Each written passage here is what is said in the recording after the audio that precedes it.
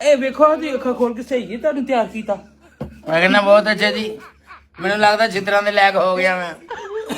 ਆਪਣਾ ਰਾਜਾ ਸਾਹਿਬ ਹਾਂਜੀ ਹਾਂਜੀ ਮੈਨੂੰ ਇਦਾਂ ਦਾ ਤਿਆਰ ਕਰ ਦਿਓ ਖੈਰੀਅਤ ਭਾਈ ਜਾਣਾ ਕਿ ਦੁਨੀਆ ਵੇਖੇ। ਮੇਰੇ ਕੱਲ ਸ਼ਾਦੀ ਹੈ ਮੇਰੀ। ਅੱਛਾ ਮਾਸ਼ਾਅੱਲਾ ਮੇਰੀ ਸ਼ਾਦੀ ਹੈ। ਦੱਸਿਆ ਕਰੀ ਸਿੱਧੇ ਹੋ ਜਲਦੀ ਕਰੋ ਜਲਦੀ ਕਰੋ ਤੁਹਾਨੂੰ ਤਿਆਰ ਕਰ ਦਿਓ ਕੋਲ ਤੋਲ ਗਿਆ ਨਹੀਂ ਤੋਲ ਨਹੀਂ ਤੋਲ ਸਰ ਮੈਂ ਮੂੰਹ ਖੋਲੋ ਤੁਸੀਂ ਬੋਲਣਾ ਨਹੀਂ ਫਿਰ ਤੁਸੀਂ ਬੋਲਦੇ ਨੇ ਜਦੋਂ ਇਹ